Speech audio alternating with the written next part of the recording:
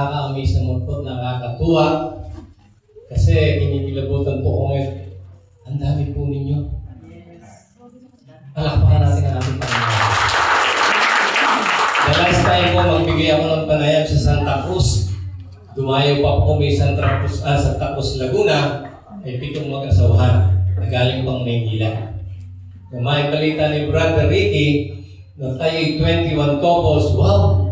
Ako po lalo nag-review, pero lalo pumasok sa isipan ko, sasabihin ko sa inyo. Pero, meron ho akong balita. Kung hindi ho kayo nagandahan o naayos ang aking panayam, kasama ko ho ang aking 4 na anak. Naniniwala ko kayo, kasama ko ang aking 4 na anak. Hindi ho, naka-video ho silang lahat. Kasi ho, hindi ho ako mapagbigay ng panayam ng Christian family kapag hindi ko na ipag-share ang aking mga anak. Kasi sila ho magpapatotoo kung paano ho nagkaroon ng buhay ang aming pamilya. No? Simulan po natin.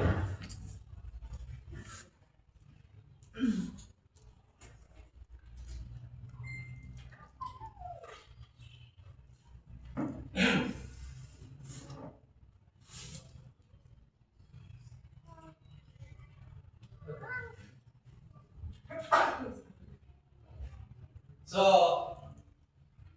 sabi nga ng ating lead, pinumumuno sa inyo, The Christian Family Talk number 5. Ito po, ang topic nito ay sobrang napakahalaga dito sa CLT. Dito po, ang tatalakayin yung kahalagahan ng isang pamilya. At dito sa ating mundong ginagalawan, kapag meron ng masaya, maganda, maayos na pamilya, ay kinalulugdan ng ating Panginoon. Amen? Amen. Sa simula po lang, nakalagay po diyan, in the beginning, God intended family to be beautiful. Hindi po naman English ang aking gagawin ito.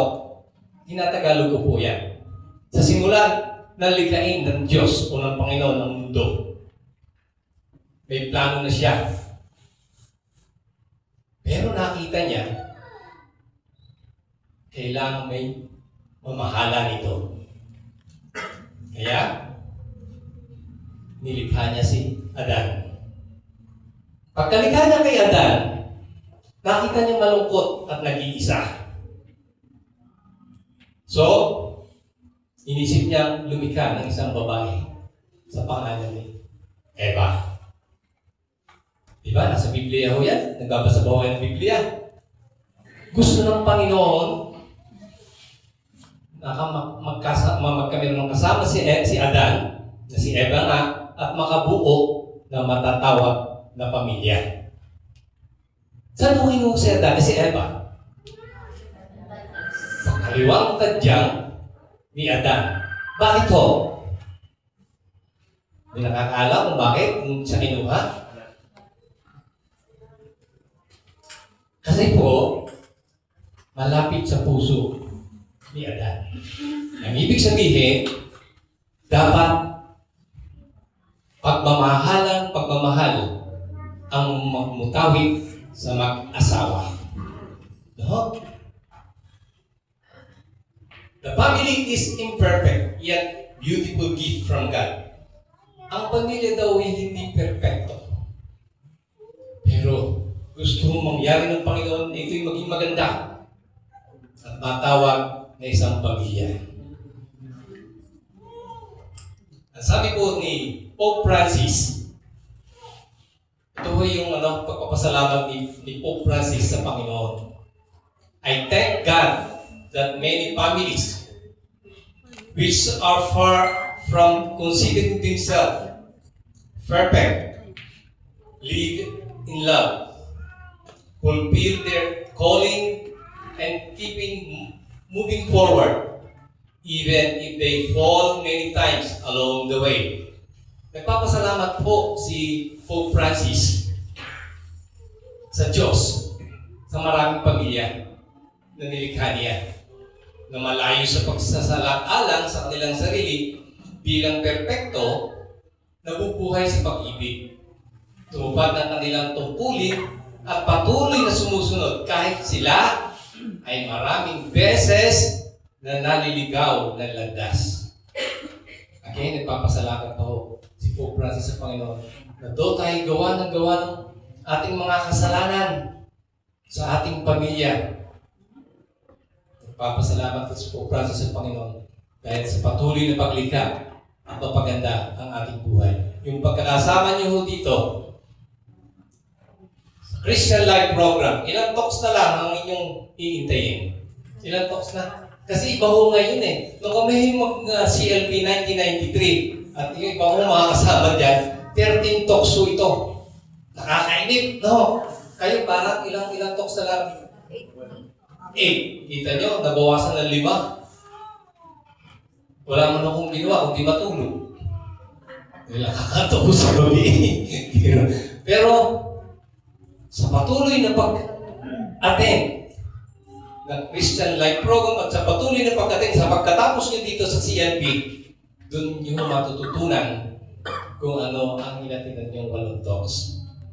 Diyan ho lalawak, diyan ho, kung ano man ho ang napakinggan ninyo, mas mapapalawig pa ho. Ano ho plano ng Panginoon sa bawat pamilya?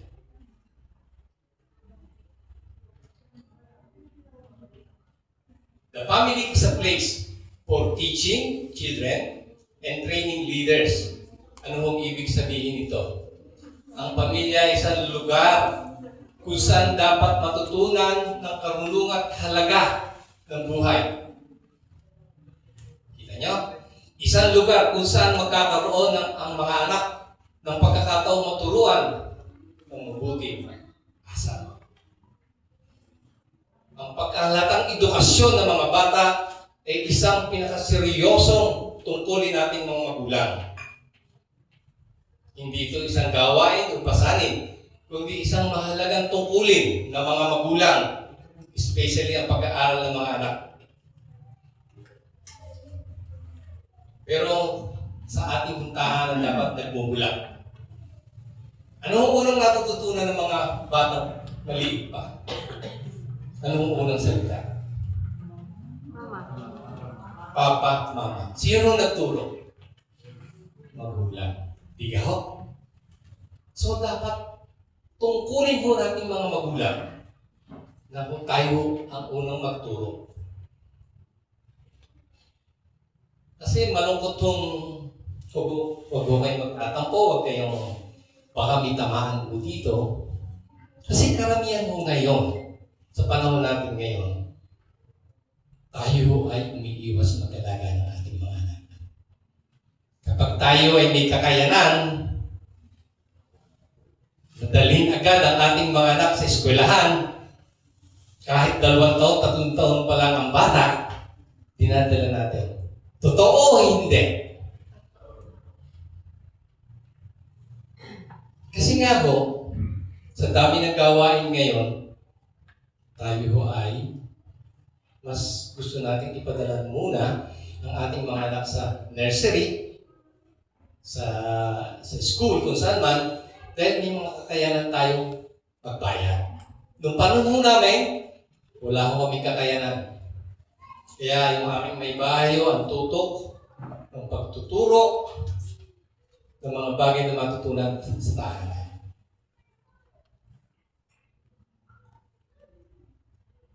Dapat sa ating mga magulang makita lahat ng ito. Kasi kung ano nakita, matinig, ay siyang kakayanin ng bata. Masakit lang po sa atin, noong panahon namin, hindi ko na sinasabing kayo, kami angil. Nagawin salita, angil. Sino ba hindi taga-Batangas dito? Magsasalita pa na yung ating anak. Aangilan agad nating mga ama. So, ano natututo ng ating mga anak? Yung pag-angil. Napaglakad nila, pati asawa nila, aangilan nila. Kaya dapat iwasan natin yung ang natin. Ngayon nasa modern technology na tayo, nasa artificial intelligence tayo. So wala naman dapat yung mga angin, yung kurot, sa singit, dapat wala na ho yun. Kausapin naman ng maayos ang ating mga anak. At hindi ho kaya, gagawin pa natin yung mga dating ginagawa natin.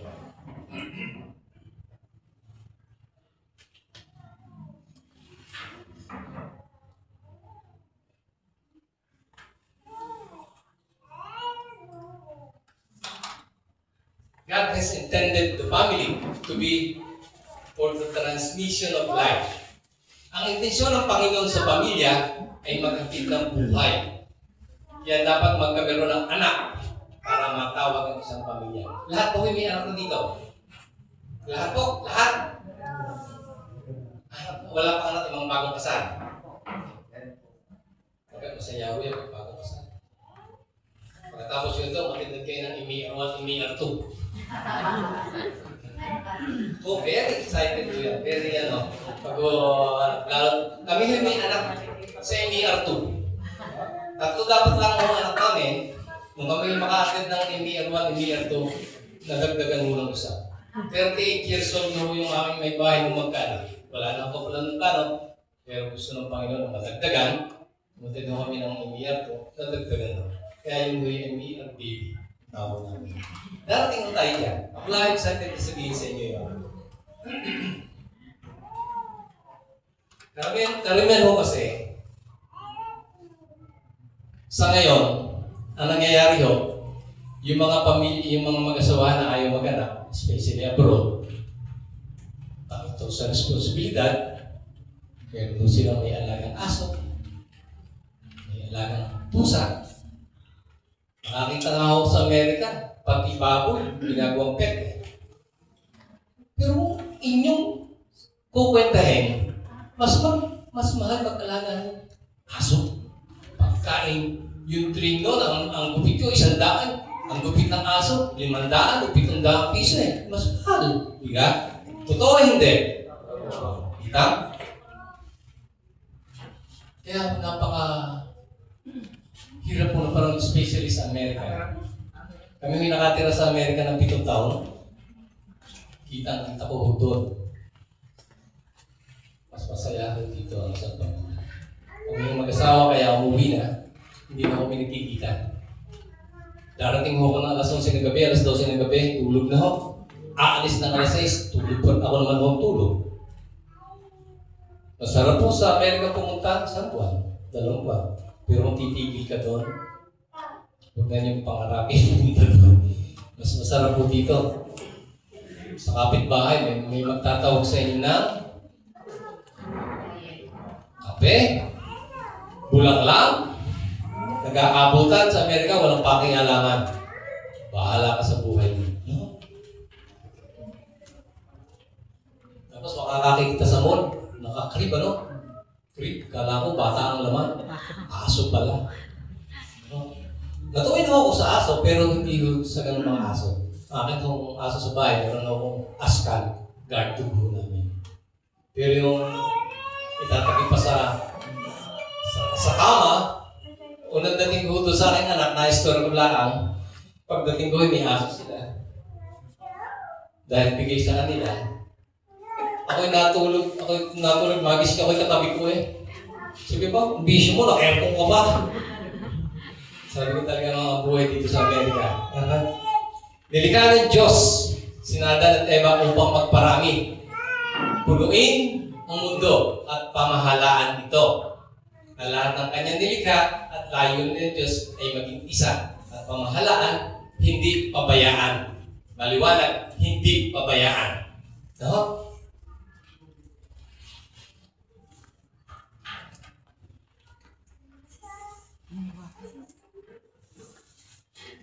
The family is a domestic chart. Anong ibig sabihin ko? Ang isang magulang, lalo-lalo na tayong mga lalaki, ay dapat maging pari sa ating bahay. Tayo po ang may responsibilidad na magturo sa ating mga anak, especially gawain bahay o gawain ng mga isang ng isang mga anak. Maturuang mamuhay bilang mabuting Kristiyano, magmahal na kapwa, at sumunod sa utos ng Diyos. Turuang magbasa ng Biblia. Sino dito ang may Biblia? Lahat ba ho? Ang wala? Marami ho. Tuwi ho ako magbibigay ng panayam na ganito. At ako ho ay nagtanong kung sino walang Biblia, binibigyan ho namin mag-asawa. Kaya kami ho ay magbibigay ng Biblia pagkatapos ng talk. Pero wala akong dala. Bibigay ko na lang sa inyong team leader. At nakakabili naman ho sa center natin. Kasi gusto ho namin yung nararanasan namin pagbabasa ng Biblia ay maranasan din ninyo. Kasi yan ho, lalo-lalo na sa gulo ngayon, wala ho tayong kakapay kanya ang Diyos. Buti hindi ho kami inabot ng gera sa Dubai. Kami ho ay bumalik ng 29, the following week, naggerahan na. Kaya, sabi ko nga, ang lakas namin magdasal. Kami ay hindi inabutan doon. Pero pinagdadasal namin yung mga pamangkin namin nandun na lagi naman kausap namin sa phone. Turuan, magdasal at manalangin sa Diyos. Pati yung pagmamano ngayon, natuturuan at papanyon yung mga anak. Very good. Kasi, karamihan sa nakikita ko ngayon ng mga mano ay mga anak na couples.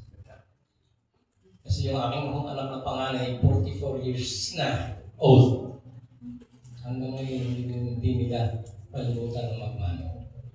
Nandun ho yung values na natutunan dito sa Couples for Christ. Kasi sila ho'y lumaking Youth for Christ, Kids for Christ. Kaya yung values na natutunan nila, ay dala-dala nila. Kaya hindi ho kami nangamba na iwanan sila sa Amerika. Kita namin na kaya nila na mamuhay ng may takot sa Diyos. Linggo sumisimba ho sila lagi. Sama ang lang mga pamilya. Yun kami may apo dito, 14 months old. Marunong nang magmano. Pag sinabing blessed, dahil tinuturuan. Isa kasi yung kasama namin yung dito na umuwi na eh. Marunong mag-bless. Pag po kami kakain, kasama na mag-bless na po. Mapapansin mo nyo, unti-unti na mo siyang natututo sa pag-bless na po. Pagkatapos wala na sa inyo, tapos papalakpak po. Kasi ibig sabihin, natutuwa siya. Masaya siya. Sana ganun din ho yung mga anak sa paglaki. Maturuan mo na ito. Wala akong masama doon. No?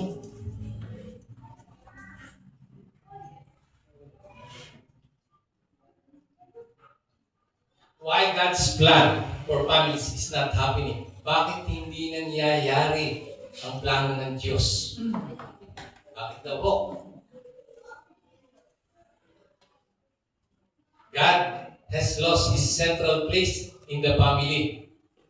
Nawawala na ang pagiging sentro natin sa Panginoon. Hindi na pinalalaki ng mga magulang ang kanilang mga anak na may disiplina at turo tungkol sa Panginoon. Ang iba ho sa atin, hindi na sumusunod sa gusto ng Panginoon. May sarili ho tayong pamaraan at hindi yun sa Diyos. Kaya madami hong nalilito sa ating mga anak. Alin ba talagang tama? Maraming umaasa na lang sa katuruan na nagmumula sa school. Sabi ko kanina, malaking impluensya yung TV, computers, lalo-lalo na yung cellphone. Ilan ho percentage ng may cellphone ngayon? Halos lahat ho, no? Hindi naman naman 100. Yung apo ko namin, bawal humawak ng cellphone yung 14 months old. Dahil ayaw na kanilang magulang. Totoo ho yun. Hindi ho pwedeng humawak ng cellphone, hindi po pwedeng humawak ng remote, at hindi pwedeng manood muna ng TV. Kasi kaya yun yung natutunan sa amin. Kasi pag pinabayaan natin ang ating mga anak, wala na silang gagawin kundi yan. Manood ng TV. wala na yung, hindi na sila matututong magdasal. Hindi na sila matutong makipagkwentuhan sa mga kapatid. Dahil may sarili silang mundo. Ngayon, mahalaga sa ating mga magulang ay mabigyan ng marangyang buhay. Sino ka naman kung magulang ang hindi gusto mabigyan ng marangyang buhay ng mga anak? Lahat tayo, di ba? Gusto natin mabigyan. Pero, doon sa kaya natin, huwag natin pagpilitan ang ating sarili na ibibigay natin yung hindi natin kaya. Lagi kong sample ang aking mga anak noong sila may nag-aaral. Pwedeng bumili kung kinakailangan. Pero pag hindi pwede. Kung kailangan, pati yung sa asawa ko. Sabi niya dati, ang kurtiyan natin, lumang-luma na. Kailangan, titingnan mo naman ang kurtiyan natin. O sige, pero pag hindi kailangan, huwag. Hindi yun. Ako, ganun ako. Hindi ako basta-basta maglalabas na hindi kailangan. Ang aming mga anak hindi rin humingi dahil alam nila na hindi namin kaya. Again, hindi nga ako kailangan. The family itself is losing its importance. Ang takbo ng modernong buhay ay nagiging napakabilis na ho. Nagiging mahirap para sa pamatagalang relasyon. Masyado nang busy ang bawat isa sa sobrang dami ng schedule natin. Wala tayong panahon. Naaagaw na ng grupo ng lipunan. Ano ang ibig sabihin? Yung mga anak ninyo ay monitor ninyo. Pag-alis ng umaga, anong oras na parating ng hapon? Ako'y malapit sa SM Lipa. Pag ako'y pwede maglakad ng 5 minutes pag tunaho ko. Pag hapon, punong-puno ng estudyante. Nandun ang NU, nandun ang Lasal, nandun ang LCC. At ang nakakalungkot pa ho, yung mga elementarya na gumagana. Alam ba ho na kanilang magulang yun? Anong paalam? Sasabihin ay may project. Pero nandun nag-aaliwalik, nakakakita kayo doon ng mga naka-holding hands, high school. Sana po ay ma-monitor na yung mga anak. Kasi yan po ay regalo ng Panginoon sa atin na dapat nating alagaan.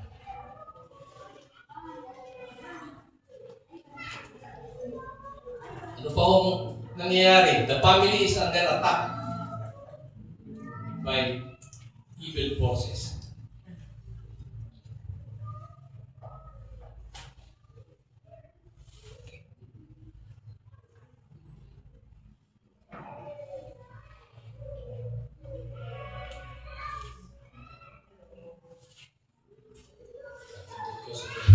Ako ay bihirang gumamit ng PowerPoint. Nakaano pa lang ko. Maraming pamilya ang inaatake ng kasamaan sa ngayon. Hindi ho pagkaraniwan ang pagtaas ng ganitong pangyayari. Gusto ho ni Satanas na masira ang bawat pamilya. Pahinain ang pagsasama ng mag-asawa at alisin ang Panginoon sa buhay mag-asawa. Naalala ko yung ang aking pong anak na kasama namin ngayon, pero nasa Manila ko sila tumitigil. Nakapag-aral doon sa Amerika ng 4 na taon sa kanyang pre-med. So, nung siya ay nagpapaalam na magtutuloy ng pagdudoktor, sabi ko, anak, hindi namin kaya. Hindi namin kaya siyang mag-aaral. Pero kung teacher ko sa Philippines mag-aaral, pwede natin ipahudang. So, pumayag ko yung aming anak na umuwi. At sinundo ko siya nung nag-aayos na ho ng kanyang dorm. Pag isilip ko sa ilalim, isang damakmak na kondom. Isang kahon. Ako'y nabigla.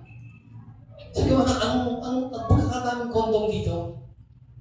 Nasabi niya dati, di ba, student assistant ako. Part-time ko kasing estudyante, nagtatrabaho as Working student kung tawagin.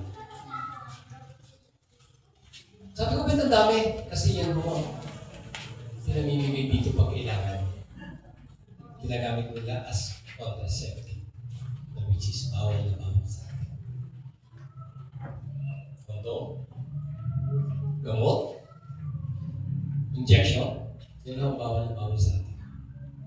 Kaya ako nagkanak ng aking may bahay, 38 years old, tumigil na ako ng pag-i-inject. Kasi nga kami yung nagpapamplanin. Dala sa hirap na buhay ng panahon yun. So ganun pala naging buhay doon sa Amerika na ganun talaga. Na very open yung kanilang sex, Wala tayong magawa. Kaya dito, dahil nga dito sa community, makakatulong tayo para maiwasan yan. Pagsisiping ng hindi pa kasal. Kayo ba yung kasalanan? Yung kasalan dito sa Couples for Christ. Pag hindi pa kayo kasal, dapat ito ay, saka, hindi yata graduate pag hindi kasal, di ba? Doon kami, Ngayon, itong napakarami pa rin ang nangyayari na gusto mangyari sa taas, nagsisipin niya na hindi kasal. Kung tayo magpalit, o yung iba kung magpalit, pag ayaw na, nakapartner, para na lang basahan, itatapon, o para na lang damit. Hindi naman lumikha ang Panginoon ng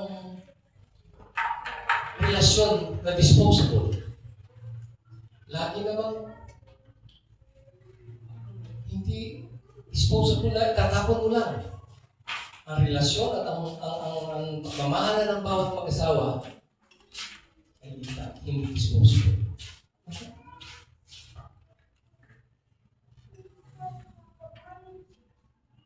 Sabi po ni Pope Francis, ang laganap na individualismo ay nagpapahirap ngayon para sa isang tao na bukas palad na ibigay ang sarili sa iba. Yan ang sinasabi ni Pope Francis.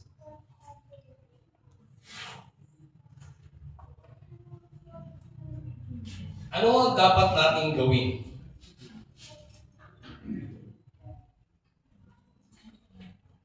Gumawa ng isang pasya.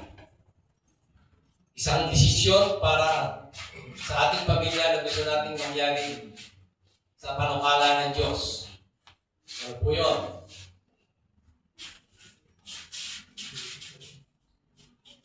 Eat together.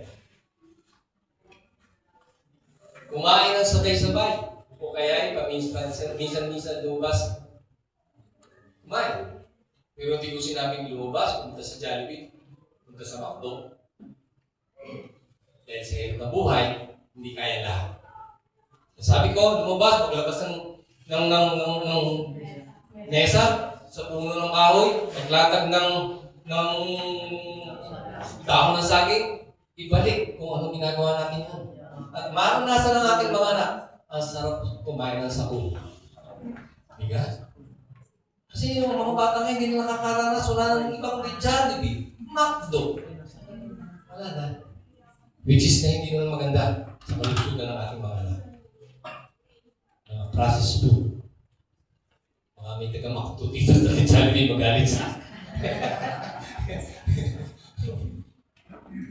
mapapasin natin, karamihan sa restaurant na napapasin natin isang pamilya. Yung isa, naglalaro. Isa, may kausap. Basta namin ginagawa tayo tigigisa ng cellphone. Tatawag pa natin isang pamilya. Kumain niya sa labas. Hindi naman nagkikipuan. Para nasa boarding house, walang pakialam sa isa't isa. Ang gusto ng Panginoon kapag tayo nagsama-sama, mag-usap-usap kayo. Pwede magkulitan ng magkakapatid. Kasi doon mapapatunayan yung relasyon ng mga magkakapatid, hindi yung tigisa ng cellphone. Subukan lang ninyo na pag kumain. Sa amin pamilya, bawal. Kapag kami umupo at umorder, lahat nakatago sa loob. Kung may tumawag na, hindi namin sasagutin. Kasi gusto mo namin tama o ipaano sa aming mga anak. Kami ho, sa simula ho June, kami ho full pack ang aming bahay. Yung pamilya ho namin is 17 members. Magsisiuwi ko sila lahat hanggang August. Kaya ho, napakasaya namin. Sabi ko nga, yung garahe, aalisin ng sasakyan at din tayo kakain, long table. Maglalatag tayo ng dahon ng saging. Totoo ko yun. Klaro ko na po yun sa at lalo na yung aming mga apo, maranasan nila kumain ng gano'n ng sakul. Kaya ho, kami ho'y, ano pala ngayon, March, kami ho'y excited na makasama namin ang aming mga apo. Kami ho'y may apo na ng 20 years old. Nalagita na uuna mo ng pag-uwi at sabi sa akin, Lolo, magpapaturo ng pagmamangin. Okay. Ang pagkain sabay-sabay, simbolo ng pagkakaisa. Sa pagkainan, dapat nag-uusap, nakikinig, at pahalagahan natin ang ating relasyon ng buong pamilya.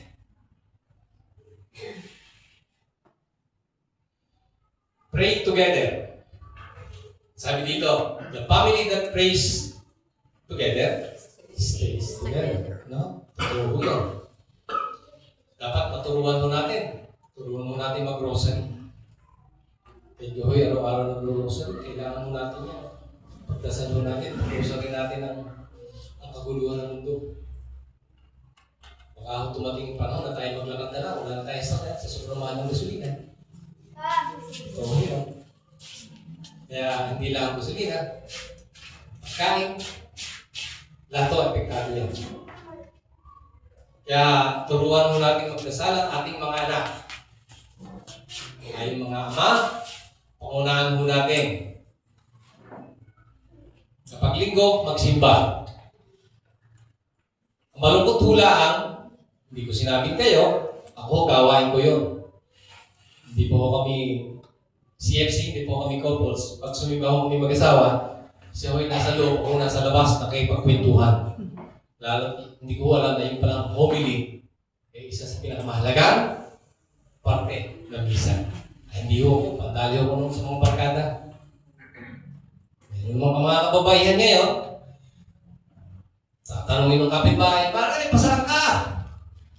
Alay, ako'y mamamalingke. Dadaan na rin sa simbahan. Masakit sa tenga, no? Dapat ito, maray pasarap ka? Alay, ako'y sisimba at daraan na rin sa palengke. I-prioritize mo natin ang pagsimba tuwing araw ng linggo. Linggo na nga lang tayo, ano? Hinihingi sa ating sumimba, hindi pa tayo makasimba. No? Ganun no. Mas importante yung sa akin mag-inuman, may pagkwento sa barkada, maglaro. Pero ngayon no, ang asawa ko magbibigay ng share kung paano siya nabago ang aking buhay dito sa Couples for Christ.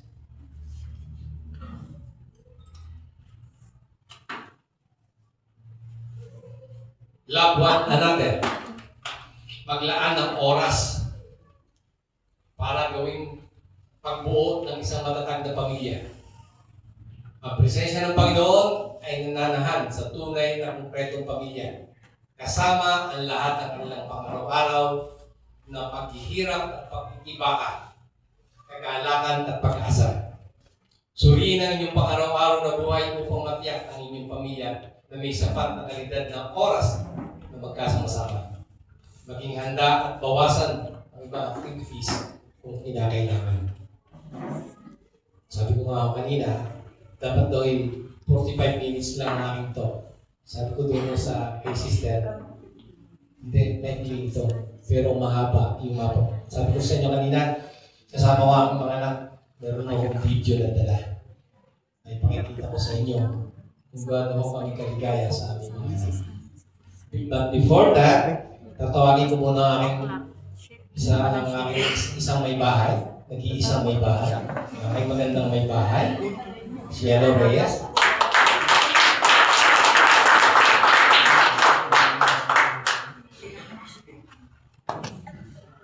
magandang hapon po sa inyong lahat. Magandang hapon. Nakakatuwa nga ako at ngayon ay nakakita kami ulit ng maraming susunod sa aming mga yan. 1993 pa ho kami ni Ricky na naging couples. And from that time on, talagang ang pasasalamat namin sa Panginoon ay todo-todo. Kasi sa ginawa niyang pagmamahal sa amin, sa pagtulong ni Lord na mapalaki namin ang aming mga anak na mababait, sa pagtulong niya sa amin para mabago ang aming buhay, ang aming relasyon bilang mag-asawa. Kasi noon, talagang walang oras ata na hindi kami nag-aamila ng aking asawa. Pero nung kami nag-couples for Christ, marami po kaming binago. Binago kami ni Lord, marami kaming humingi kami ng tawad sa isa't isa, kung ano man yung pagkukulang ko, hinihingi ko ng tawad sa aking asawa, kung ano man yung pagkukulang niya, yun din ang ginawa namin. So, nag-promise kami kay God na aayusin po namin ang aming relasyon bilang mag-asawa. So, tulungan po kami ni Ricky. At noon, ang hirap po talagang magpalaki ng bata. Kasi wala kaming income ng mahusay. So, wala naman kaming mapupuntahang ibang pagkukuhanan. Utang po kami ng pang-tuition. At ang pangarap ko noon, pangarap ko sa ating mga anak, sana sila magaling mag-English. So, mahirap po yun dahil noon ay pag-English ng mga bata dahil sa mga school. So, sabi ko, wala naman tayong pang-tuition sa mga yun na matataas. So, sabi ko, di bali, tayo na lang magtuturo kung ano. Ako naman po yung Panggalato from Pangasinan. So, sabi ko, hindi ko pwedeng turuan ang aking anak ng English kasi matigas yung aming tuition. So, sabi ko, di bali, may awa ang Diyos, mapag-aaral natin sila. So, gayon nga po, sobrang pasasalamat namin sa ating Panginoon. Kasi, nung maging couples for Christ kami, nakuupo lahat ang aming pamilya, naging masaya kami, nagdarasal ng todo-todo, yung may novena, tapos ang mga anak namin, kanya-kanya ng, ngayong week na ito, ikaw yung mamumuno ng dasal, yung anak mong panganay, noon siya ay 11 years old, panganay namin noon, ay siya po yung nag-guitar. So, kumakanta. So, ang saya-saya ho. Tapos, sa simbahan, pag kami ay nagsisimba, we see to it na magkakatabi yung magkakapatid.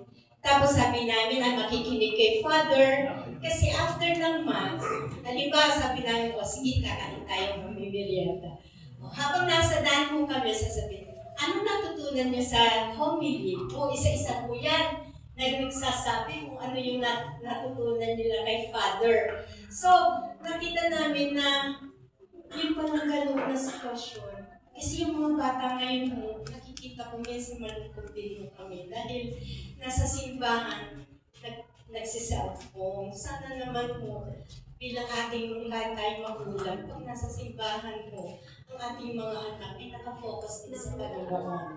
So, yun yung mga tapos, ang aking bibilihan po kami ng maliit na business, pero ang opisina po namin sa loob ng bahay. Sa aming bahay, ginawa namin yung parking lot namin ng maliit na opisina. So pag nakikita po ang mga bata, aalis sila, yun, ihahatid sa labas, pagdating, kinukumusta. Tapos pag nakita ko ng isang, syempre bilang mami, alam natin kung ano may problema yung anak nating babae or kahit yung lalaki, pinupuntahan ko. Talagang tinatanong ko pag wala ka nilang daddy. Talagang pinakausap namin pag sinabi, Mom, mababago ang grade ko. Sabi ko, okay lang yung anak, you did your best, so okay lang yan. Next time, pagbutihin grade ulit, okay? So hindi mo kailangan na, bakit ano na naman ginawa mo? Bakit ang babay ng grade ko? Hindi ka nag-aral. Hindi po yun. Kasi, pag ganun po ang nangyayari, hindi na mag-o-open up ang ating mga anak. Samantalang, pag may sinabi sila, sabi ni Ricky, may sasabihin lang yung anak natin, ano na naman? Alamin natin. Kaya minsan, ang mga bata, hindi na sila matuto mag-open up sa atin. Saan sila nag-open up? Sa mga barkada, sa mga kaibigan. So yun, tapos alam po namin kung sino yung mga kaibigan ng aming mga anak. Mas gusto namin, siya dito kayo maggawa ng inyong project. Ini-entertain namin sila kaya alam po namin ang bawat kaibigan ng aming mga anak. Tapos hanggang ngayon po, yung mga kaibigan nila, lagi pa nila kami tinatawagan, pinag-umusta. Ang mga anak namin, nandun sila, lahat, tatlo sila, tig-tatlong anak. Yung isa yung puso namin, yung couples baby. Ay nag-ano po siya ng CPA board doon sa US. Yung pangatlo namin, yun yung doctor, na yun nga, may 14 months. So, nakikita namin, nag-stay po ako doon sa US, nag-rosary po kami, naano ko yung aming mga apo. Tapos, tinuturuan ko pa yung mga bata, yung mga apo namin. Yung isa namin, yung inalagaan ko ako, ang ganda ng kanyang Mama Mary loves you, me too, ganyan. So, alam nila, tapos sabi ng isa namin ako, Lola, thank you po, na kami po ay ginagawa. You're always with us, guiding us to love Jesus, mga ganun. So, mag-connect sila sa akin. So, ang sarap ng pakiramdam kasi yung mga anak namin, kung ano yung natutunan nila, pinapasok nila sa aming mga. Kaya, kami naman ni Ricky, ang naging role namin noon, pag kami hindi kami pwede magkaaway ng nasa harap ng mga bata. Papasok kami sa kwarto. Bakit na nangyayari? So wala, hindi nila alam. Paglabas namin, nakangiti na kami. So hindi nila alam na kami ay may arguments. And then, bawal mo ang bad words sa aming bahay. Ang apat na magic words sa aming bahay ay please, I'm sorry, thank you, and I love you. Please, kapag nahihingi kayo bagay, hindi mo, anak, pakigawa mo ito. Tapos pag nagawa na, thank you anak ha. Tapos sabay ha. Tapos, pag I love you, yung ganun, thank you, sorry. Pag may nagawang kasalan, sorry anak ha, mali yung nagawa ko. Mommy, sorry po, daddy. So, marunong po silang ganun. So, ang nakikita ng mga bata, yung relasyon natin yung kasama. So, kami ni Ricky, hanggang ngayon, very loving pa sa isa't isa. Kahit ganito na kami, we see to it na kami ay, yun, nagsisimba lagi. Kasi mga anak namin, sabi namin, magsimba kayo tuwing, linggo. Yung isa namin apo, siya, altar server po siya. Babae siya. Kaya nakikita namin tapos yung kwarto ko doon, may mga Mama Mary, mga Ross, pumunta sila doon. So, ngayon, sabi ko nga, dati, salamat sa Diyos na nalampasan natin lahat mga struggles, mga problema, kami mag-asawa, tapos yung isa nga namin anak nun, pag nag-share siya. Dati po, hindi pa po sa aking daddy at mommy, ay lagi sila away-away. Pero ngayon po, nung naging couples for Christmas sila, lambing-lambing po sila todo. Yung mga gano'n, saka mga yun. Ganun lang po. So, papakita nga po kami, yan, yung aming family. Sila na po ang magsasabi. Mapapakinggan ninyo. Kita ninyo kung anong naging role namin as their parents at anong naging buhay namin bilang isang Christian family. So, thank you po sa inyong pakikinig.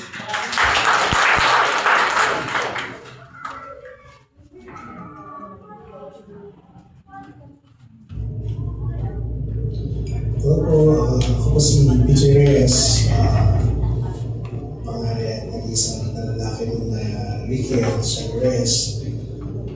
Based po din sa New York. Ako po ay happily married for 20 years and counting. And meron po kami tatlo. Malaki po ako na pagamat hindi man po kami mayaman. Sinisigurado po na aking mga kulang na kami po ay provided and at the same time po ay nakapag-share din po sa iba sa habang namin makakaya.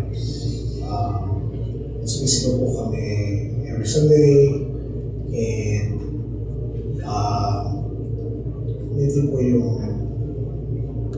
may nalaki ako na pananampalataya at ako sa Diyos. Naging active member din po ako ng Youth for Christ na malaki ang naitulong sa akin, especially po ng mga teenage years. Kung sino man po ako ngayon, ay masasabi ko po na malaki ang naging parte ng maayos na pagpapalaki sa akin ng aking gulang at pagiging parte ng isang Christian family. Yun din po ang naging foundation ko para maging mabuting asawa at ama sa aking mga anak. Sa panahon po ngayon ay napakadami po ways na pwede makaapekto sa pag-ugali ng mga kabataan. Hindi po maiwasan na sobrang exposed po sa technology ng aking mga anak. Pero sinisigurado po namin mga asawa na nabibigyan po namin sila ng pagkabay sa paggamit po nito. Sa mga halimbawa ay yung mga curse words o mga na hindi po may iwasan na ito ay basta nila na malidinig sa mga kanta o sa mga pinapanood nila or even kahit sa mga paglalakad lang po sa bus dahil sa sobrang diverse po dito sa New York. Paso na po ito maraming sa ibang tao. Pero alam po ng aming mga anak na ang ganong salita ay hindi dapat gamitin or sabihin sa iba. Nakasanayan namin po nila ang pagdadasal, bago kumain, tulong o bibigay sa kapwa yung masyaman po nakikita sa kanila. And isiman po kami sa schedule. We make sure na may family time, whether ito po ay kasamba, maglabas ng mga masyal, mga pamilya, or kahit simple pagsasalo-salo lang po sa bahay. Like kami po ay nagkakamustahan. Let's say, sigurado po ng mga ayos sa lahat. Lagi po namin pinaparamdam sa kanila na nandito lang kami kung ano bang kailangan. Yun lang po. Maraming po salamat and God bless po sa inyo. Good morning po. Ito si Gail. Ang mga anak, si Brother Ricky, si Sister Shallow. Ako may asawa at tatlong anak at sila po si Karen, Elliot, and Charlotte. Pangarap ko po talaga na magpanakit ko ang aking mga anak kaya ng pagpapakinig na tulong sa amin. Growing up in a Christian family, malaking blessing po yan para sa akin. Tinuruan po kami nila Daddy at Mommy na magpasalamat kahit sa mga simpleng bagay. Kung po hindi kailangan laging bongga, kahit simpleng sabay-sabay lang po sa pagkain sa bahay, o pumamasyal sa mga sama-sama kahit walang bumibili. Malaking bagay po yun para sa amin. Tinuro rin po nila Daddy at Mommy yung palaging pagdasal kay God lahat ng bakit. Maliliit man o malalaki. Naluwan din po nila kami mga respeto sa isa't isa. Laging pinapaalala po ni Daddy at Mommy na kami magkakapatid, isang pamilya. Kaya kahit may mga hindi po kami pinagkakasunduan minsan, at the end of the day, marunong kami mag-sorry at magpatawad sa isa't isa. At higit sa lahat, nararamdaman talaga namin pagmamahal nila. Kahit busy po sa trabaho sa mga activities ng Office for Christ, sinisigurado nila na nararamdaman namin na priority pa rin kami. Kahit ngayon na malayo kami sa isa't isa, nandun pa rin yung support nila. Kapag may decision kami gagawin, lagi lang po sila sinasabi na andito lang sila para sa amin. Kaya sobrang malaking bagay po niya. Dahil alam ko po na hindi ako nag-isa. Kasi may pamilya ko, handa akong malalay at nag-aasal para sa akin.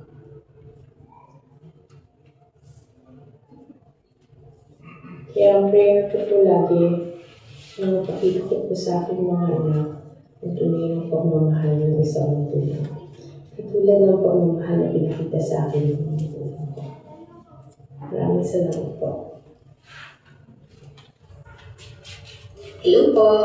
Ako po si Gladys, pangatlong anak ni Brother Ricky and Sister Shella Reyes. We've been sharing as part of this Christian family talk po since I was Kids for Christ. And every time po na pinag-iisipan ko kung ano yung sasabihin ko, I always go back to the same lessons and fond memories that we have as a family. Alam niyo po, lumaki po kami na napaka-strict ni Daddy at Mommy. Especially po si Daddy. Hindi po namin nabibili lahat ng gusto namin. Hindi pwede ang sleepovers. Bihira po kami payagan maglakwatsa kasama yung barkada. Hindi lahat ng gusto namin pwede. Pero we understood at a very young age na yung pagiging strict po nila ay dahil mahal nila kami. When they said no, they made sure po to explain to us why. At dahil po doon, sa pagiging strict nila, kami po magkakapatid ay natuto. We learned how to save, to be patient, and to respect them as our parents. Kahit stricto po kasi sila, nakikita naman po namin na they practice what they preach. At syempre po, nafe-feel din po namin na kaya nila ginagawa yun ay dahil mahal po nila kami. Naniniwala po ako na we first learn everything at home. Sa bahay ko po unang natutunan ang iba't ibang klase ng responsibilidad sa buhay. Bata pa lang po kami, responsibilidad na po namin ang ayusin ang sarili-sariling kama pagkagising. That's first thing in the morning, we learn to fix our own beds. Nung tumira po kami sa US bilang isang pamilya, may nakatoka po paghugas ng plato. Sumasama po kami kay Daddy mag-laundry sa labas. Si Mami po tagalinis ng bahay. Si Kuya taga-shovel ng snow. Yung bunso po namin nagtutupi ng damit. May kanya-kanyang responsibilidad. Pero mas lalo din naman namin natutunan na magtulungan at umasa sa isa't isa. Noon, tingin ko po doon mga house chores lang. But when I became an adult and had to live independently, na-realize ko po na yung mga gawaing bahay na yun pala ay hindi lang house chores, but are important foundations in life. Gaya po ng ibang mga bata, ako po ay nangarap din maging isang doktor. Ang aking mga magulang po at pamilya ang naging pinakamahalagang instrumento upang makamit itong pangarap na ito. Yung proseso po na yun ay hindi biro. Sa totoo lang po, nakakapagod, nakakaubos ng oras. Kaya naman po, looking back, very thankful po ako kay Daddy at Mommy. Kasi sila, nung tuwing weekends po, binibisita po nila ako sa Maynila para ikain, ilabas, inood ng sine, ipaglinis ng kondo, ipagdala ng lutong bahay, nakakainin ko for the next week, at pati na rin po yung laundry. Lagi po nilang sinasabi na maliliit na bagay lamang ang mga iyon. Ngunit para po sa akin, hindi po biro ang lumuwas linggo-linggo para gawin ang mga bagay na iyon. Na dapat kaya ko na siyang gawin.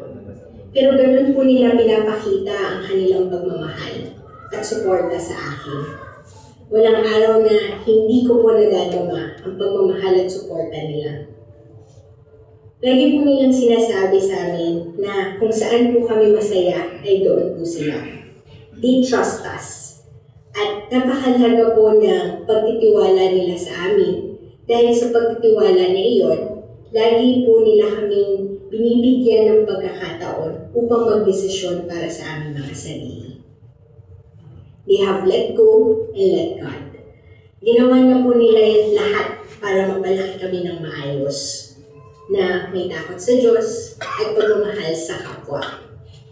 Kahit may mga worries pa rin po sila, alam naman po nila na God will take care of us. Dahil sa pagtitiwala nila sa amin, syempre kay God po.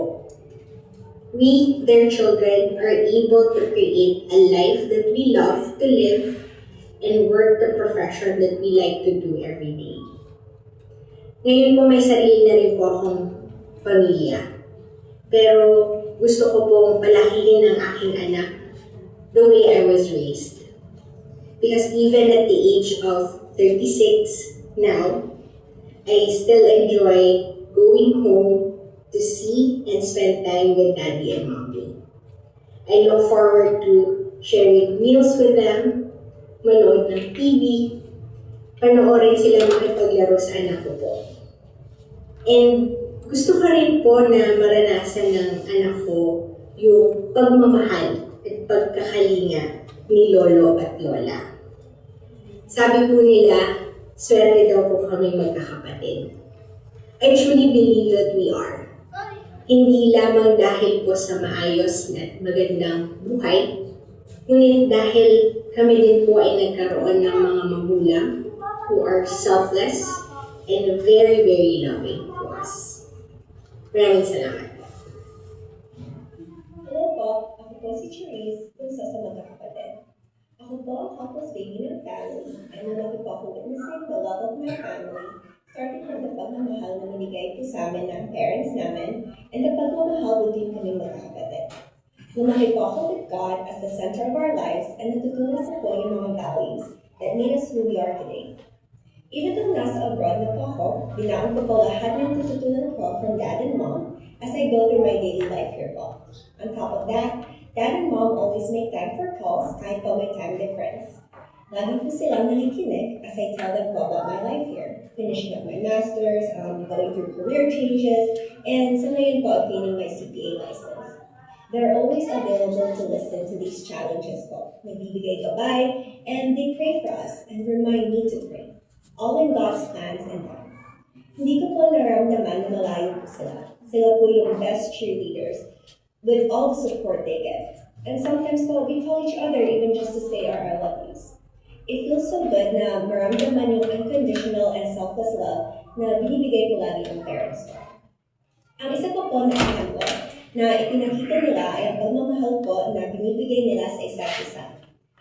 #relationship goals kumbaga po. Na-witness ko po kung paano nila i-treat, i-respect, and mahalin ang isa't isa, and this gave me po the standards of how a relationship should be. Now that I'm married po, nakita ko po kay Mom on how to be a good wife to my amazing, loving husband. You wanna say anything? Hello po, ako po si Ben, Sherry's husband. Mom and Dad welcomed me into the family, and I saw how they loved their children and how good Lolo and Lola they were to their grandchildren. I get to wake up and feel their pagmamahal through their daughter every day. Together, we aspire to be like our parents one day. And po na maituro namin to our future kids yung the same values that were taught to us, and to love them like how we're loved and are loved, on how to be a loving family. Maraming salamat po. Salamat po.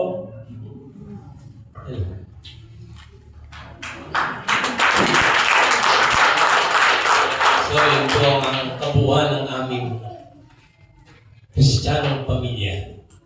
Sana po sa maikli na panayam at video na napanood ninyo, meron po kayo konting natutunan, na-inspired po kayo sana, at sana po ay sa muli natin pagkikita, kayo na po tatayo sa unahang ito. Ito po, yan po isang challenge namin sa inyo, na sana patuloy nyo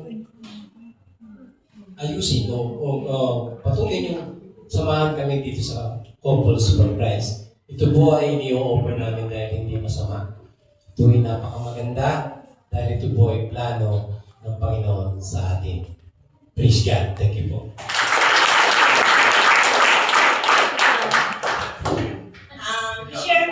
Share ko lang po yung favorite verse ko from God. Kasi hindi mo madali pinagdaanan ng aming pamilya. So ito po, Philippians 4:7.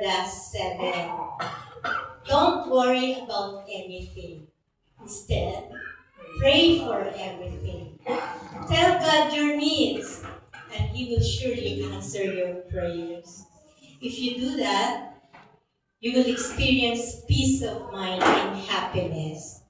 And please don't forget God for what He did or for all the answers to your needs. Yun lang po, Philippians chapter 4, verse 7. Maraming salamat po.